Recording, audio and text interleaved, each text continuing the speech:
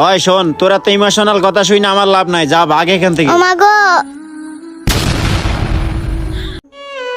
এই পাঞ্জাবিটা তো অনেক ভালো লাগতেছে না, এই পাঞ্জাবিটা থেকে ওই পাঞ্জাবিটা আরো অনেক ভালো লাগতেছে। এটা পরলে আমার বাবাকে অনেক ভালোও লাগবে।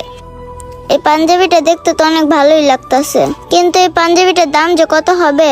আচ্ছা দেখি তো আমার কাছে কত টাকা আছে।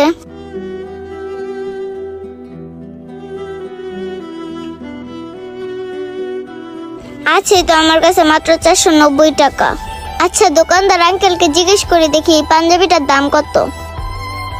আঙ্কেল, ওই সাদা পাঞ্জাবিটার দাম কত? কোন পাঞ্জাবি নিবি? ওই সাদাটা? জি আঙ্কেল, ওই সাদা পাঞ্জাবিটার কথাই বলছিলাম, ওটার দাম কত? তুই এই পাঞ্জাবি নিবি, কিন্তু ওই পাঞ্জাবির দাম তো অনেক। তোর কাছে টাকা আছে নেওয়ার মতো? আঙ্কেল আপনি বলেন না, ওই পাঞ্জাবিটার দাম কত দেখি আমি নিতে পারি নাকি? আমার না অনেক ইচ্ছা করতেছে ওই পাঞ্জাবিটা নেওয়ার জন্য।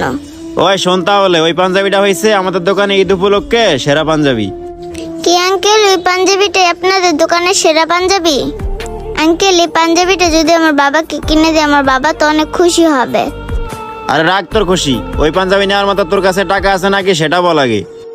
আঙ্কেল আছে তো, এই যে আমার কাছে অনেকগুলো টাকা।